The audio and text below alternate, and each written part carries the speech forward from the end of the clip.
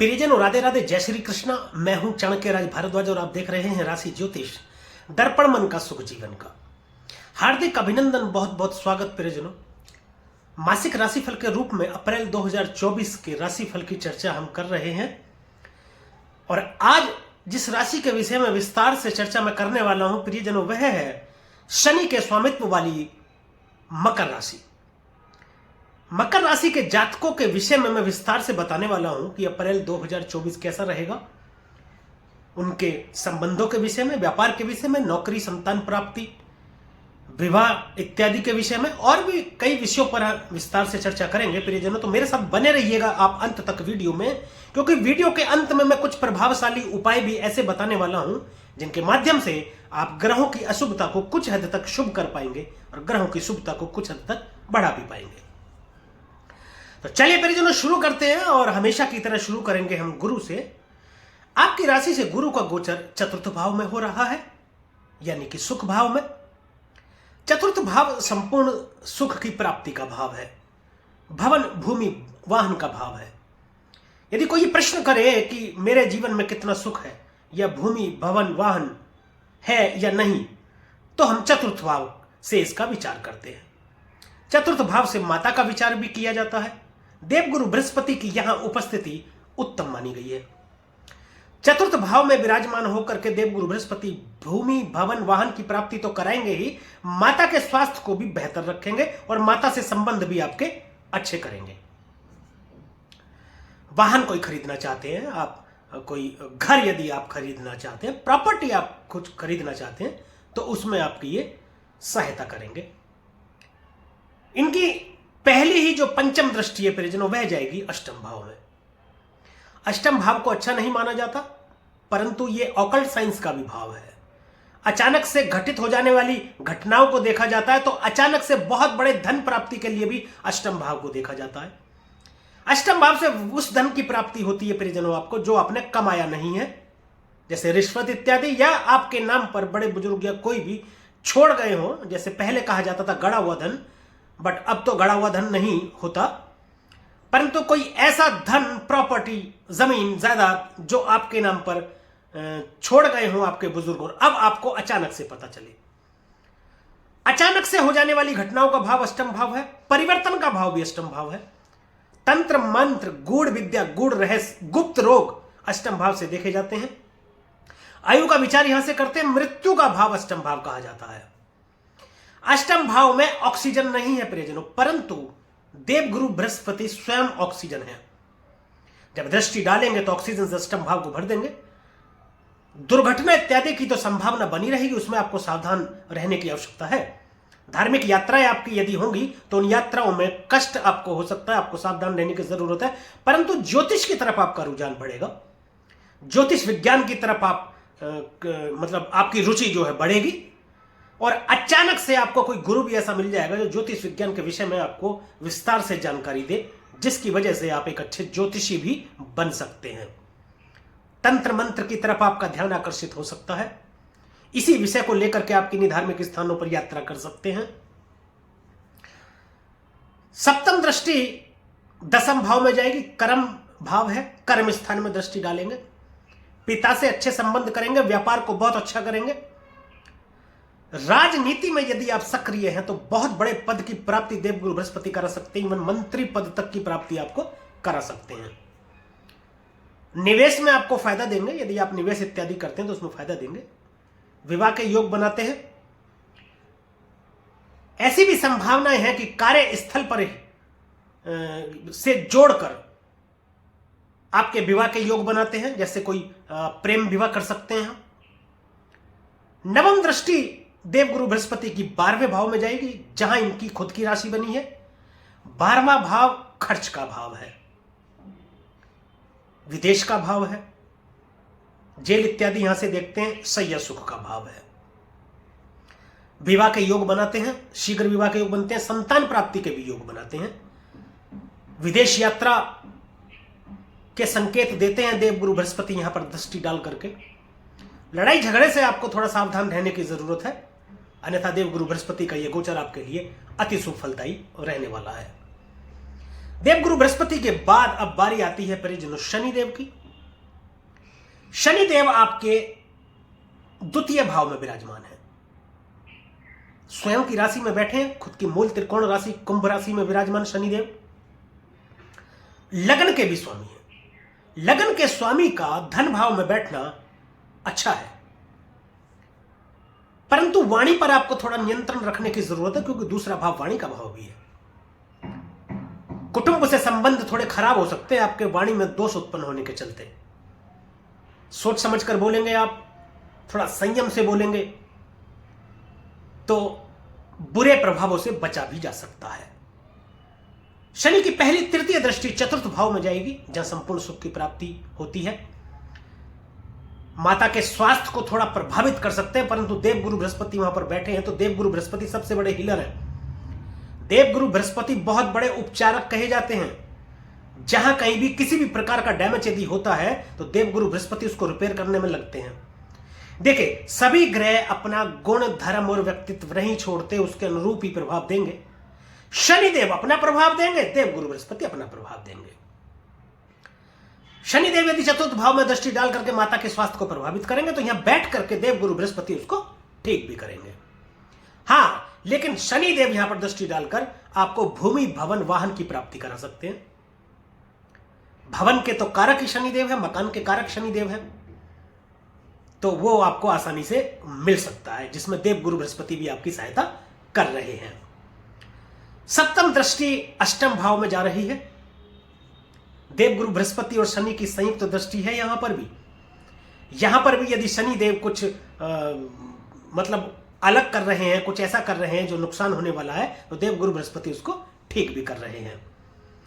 यात्राओं में कष्ट हो सकता है, कोई गुप्त रोग आपको पता चल सकता है जिससे आपको परेशानी हो सकती है। गुप्त रोग कैसे परिजनों? मान लीजिए कोई परेशानी यदि आपके शरीर में हो रही है और जिसको आप पहले से इग्नोर कर रहे थे, अचानक से आप यदि जांच करा लें या डॉक्टर को दिखा लें और आपको पता चले कि आपको कोई गंभीर बीमारी है, तो इसके लिए आपको सावधान रहने की जरूरत है। यदि आपको स्वास्थ्य से संबंधित कोई परेशानी है तो आपको सलाह यह दी जाती है कि आप तुरंत उसका उपचार करा लें।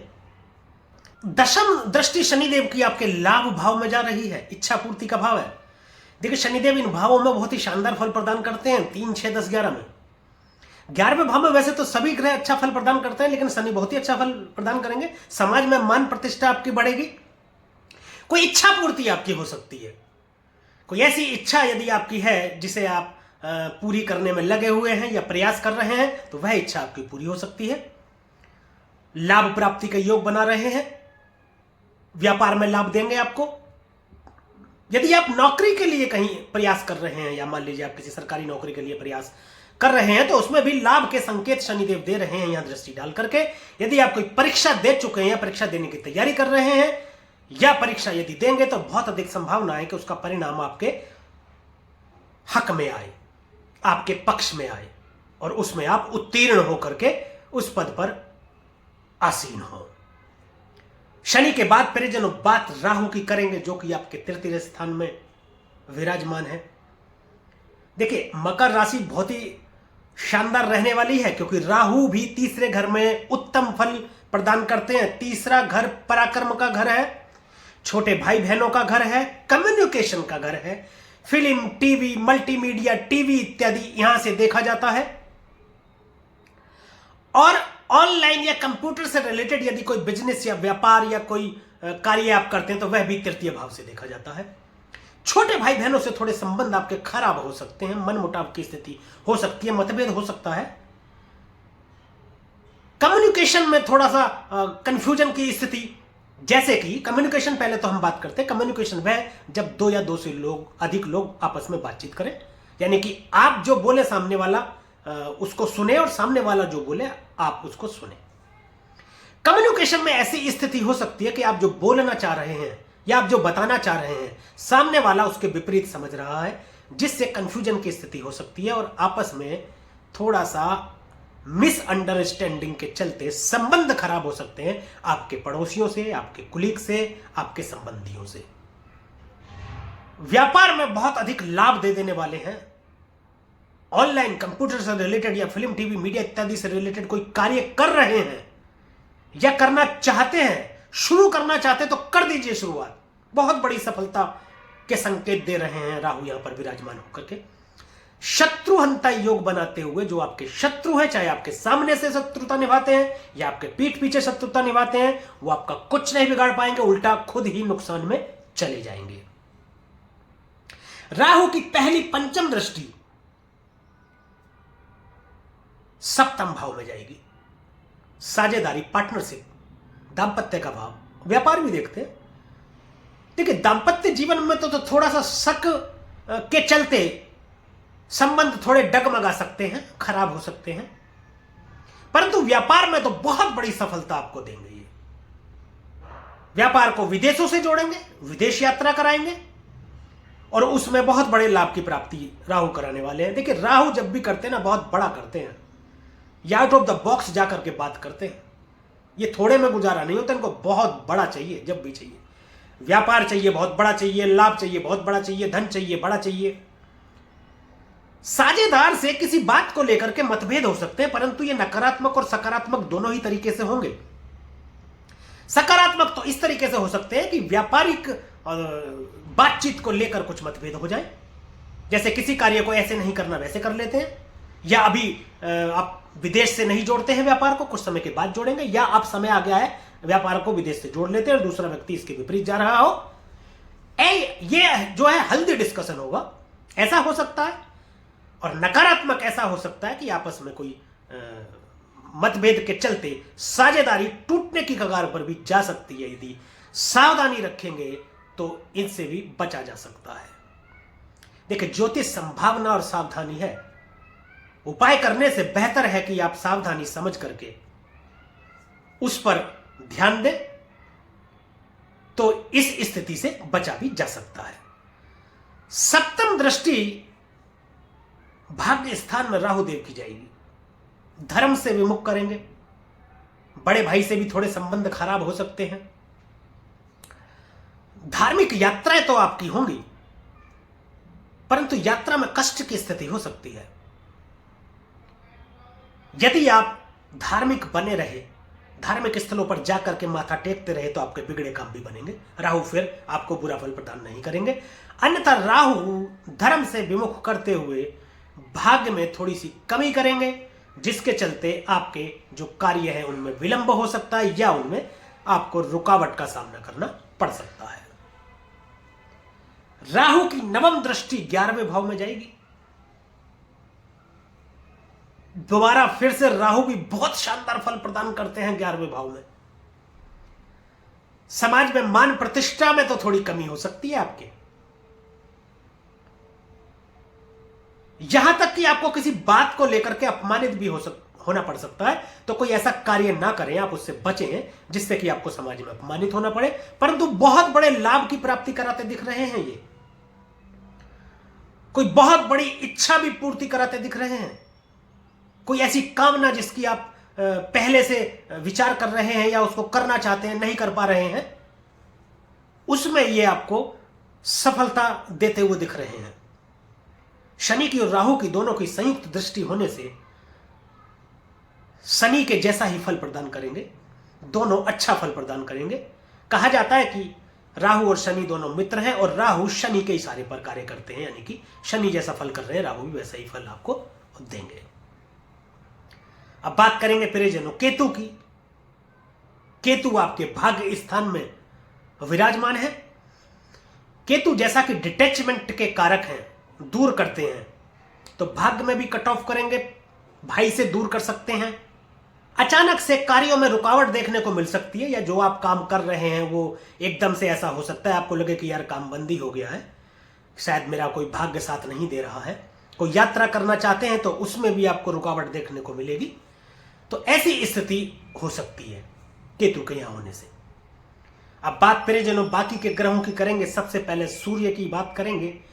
सूर्य आपके तृतीय भाव में विराजमान है और सूर्य ग्रहण के प्रभाव में है, जिससे आपके आत्मसम्मान, आत्मविश्वास में कमी देखने को मिलेगी। पिता से संबंध खराब हो सकते हैं। सरकारी कार्यों में बाधा या सरकारी कार्यों में रुकावट आपको देखने को मिल सकती है। यदि सरकार से संबंधित कोई कार्य कर रहे हैं या करना चाहते हैं तो उसमें रुकावट हो सकती है। 13 तारीख तक यहां पर विराजमान रहेंगे। राहु के साथ होने से भी, राहु भी सूर्य को ग्रहण लगाते हैं। 13 तारीख को ये गोचर कर जाएंगे चतुर्थ भाव में, और चतुर्थ भाव में उच्च के भी हो जाएंगे सूर्यदेव। देवगुरु बृहस्पति का साथ होगा। पिता से भी संबंध हो जाएंगे। सरकारी कार्य आपके बनते चले जाएंगे। आत्मसम्मान में भी आपकी वृद्धि होगी, आत्मविश्वास में भी आपकी वृद्धि होगी। आपको प्रसिद्धि मिलेगी और हर प्रकार के सुख की प्राप्ति होगी। अष्टम भाव के स्वामी बने, चतुर्थ भाव में बैठे तो माता की आंखों में कुछ परेशानी हो सकती है। नेत्र संबंधी कोई रोग हो सकता है, उसमें थोड़ा सावधान रहें आप। सूर्य के बाद बात करेंगे बुध की। बुध भी तृतीय भाव में विराजमान है। बुध नीच के हैं, बुध वक्री हो रहे हैं, बुध अस्त हो रहे हैं। राहु के साथ विराजमान है। हालांकि राहु और बुध मित्र बेशक है, लेकिन इस वक्त नीच, वक्री और अस्त होने के चलते वाणी दोष उत्पन्न हो सकता है। सावधान रहने की जरूरत है। सोच समझ कर बोलने की जरूरत है। छोटे भाई बहनों से भी, अपने आस पड़ोस के पास पड़ोसियों से भी, और व्यापार में भी। देखिए, वाणी हमारे जीवन का एक बहुत महत्वपूर्ण हिस्सा है। वाणी से ही अपने पराये हो जाते हैं और वाणी से ही पराये अपने भी हो जाते हैं। वाणी से ही व्यापार अच्छा हो जाता है और वाणी से ही व्यापार बुरा भी हो जाता है। किसी भी प्रकार का कोई भी कार्य यदि आप करते हैं तो वाणी बहुत महत्वपूर्ण भूमिका निभाती है। सोच समझ कर आपको बोलना है। और एक खास बात, किसी भी पेपर इत्यादि पर आपको साइन करते वक्त सावधानी रखने की जरूरत है। किसी का डिमोशन या प्रमोशन करते वक्त बहुत ही सूझबूझ से काम लेने की जरूरत है। विशेषकर यदि आप चेक इत्यादि पर हस्ताक्षर करते हैं तो बहुत अधिक ध्यान देने की जरूरत है। प्रॉपर्टी के पेपर इत्यादि पर सिग्नेचर करते वक्त या खरीदते बेचते वक्त आपको ध्यान देने की जरूरत है। बुध के बाद अब बात करेंगे प्रियजनों शुक्र की। शुक्र तृतीय भाव में स्थित है। यहां पर ये आपके पराक्रम में वृद्धि करते हैं। फिल्म, टीवी, मीडिया इत्यादि से संबंधित कोई कार्य कर रहे हैं तो उसमें गति देखने को मिलेगी, क्योंकि शुक्रदेव उच्च के हो गए हैं। करना चाहते हैं तो शुरू कर सकते हैं, उसमें आपको सफलता मिलेगी। विवाह के योग बनाते हैं, प्रेम विवाह के योग बनाते हैं, संतान प्राप्ति के भी योग बनाते हैं, और संपूर्ण सुखों की प्राप्ति कराने वाले शुक्रदेव तृतीय भाव में आपको बेहतर फल देने वाले हैं। छोटे भाई बहनों से भी संबंध आपके मधुर रहेंगे। अब बात प्रियजनों मंगल की, जो कि दूसरे भाव में स्थित है शनि के साथ। कहते हैं जहां मिले शनि और मंगल वहां होगा दंगल ही दंगल। दूसरा भाव वाणी का भाव है। अत्यधिक एनर्जी के चलते वाणी में थोड़ी कठोरता आ सकती है, जिसके चलते आपके सगे संबंधियों से संबंध खराब हो सकते हैं, कुटुंब से संबंध खराब हो सकते हैं। निवेश में आपको फायदा दे सकते हैं मंगल देव। निवेश इत्यादि यदि कहीं करना चाहते हैं आप तो कर सकते हैं, उसमें आपको लाभ देने के संकेत मंगल देव दे रहे हैं। मंगल की पहली चतुर्थ दृष्टि पंचम भाव में जाएगी। संतान के संबंध में सुखद समाचार आपको मिल सकता है। उच्च शिक्षा के भी योग बनते हैं आपके। प्रॉपर्टी इत्यादि से आपको लाभ की प्राप्ति हो सकती है। सप्तम दृष्टि अष्टम भाव में जाएगी। यात्रा में कष्ट की स्थिति हो सकती है। एक्सीडेंट, दुर्घटना कोई अचानक से हो सकता है, ध्यान देने की जरूरत है। अष्टम दृष्टि से नवम भाव को देख रहे हैं, भाग में वृद्धि करेंगे। बड़े भाई से बेशक थोड़े से संबंध खराब हो सकते हैं, परंतु भाग्य में वृद्धि करते हुए आपके बिगड़े काम बनाएंगे। तो प्रियजनों, ये था अप्रैल 2024 का राशिफल मकर राशि के जातकों के लिए। अब बात कुछ उपाय की कर लेते हैं। आपकी राशि के स्वामी शनिदेव हैं। प्रत्येक शनिवार शनिदेव के मंदिर जाएं, वहां शनिदेव को प्रसाद चढ़ाएं, खुद भी ग्रहण करें, वहां जो लोग होते हैं उन सबको वितरित करें। परंतु उस प्रसाद को घर नहीं लाना है। हनुमान चालीसा का पाठ करें, प्रत्येक मंगलवार हनुमान जी के मंदिर जाएं, चोला चढ़ाएं, प्रसाद चढ़ाएं, खुद भी ग्रहण करें, वहां सब लोगों में वितरित भी करें और उस प्रसाद को घर लेकर के आए तथा घर के सदस्यों में भी उस प्रसाद को वितरित करें, तो आपको सभी ग्रह उत्तम फल प्रदान करते रहेंगे। तो परिजनों, ये वीडियो यदि आपको अच्छी लगी और दी गई जानकारी से आप संतुष्ट हो तो कृपया वीडियो को लाइक करें, शेयर करें और कमेंट करके हमें जरूर बताएं कि हमारे द्वारा फलित राशिफल आप पर कितना प्रभावी रहता है। और हमारे YouTube चैनल को सब्सक्राइब करें तथा बेल आइकन बटन दबाना बिल्कुल भी ना भूलें, ताकि इसी प्रकार की और भी महत्वपूर्ण जानकारियां आप तक समय पर पहुंचती रहें। आज के लिए, अभी के लिए बस इतना ही। मुझे दीजिए आज्ञा। मिलेंगे अगली वीडियो में, एक और राशि के विषय में चर्चा करेंगे, अप्रैल 2024 के राशिफल की। तब तक के लिए प्रियजनों, राधे राधे, जय श्री कृष्णा। और आप देखते रहिए राशि ज्योतिष, दर्पण मन का, सुख जीवन का।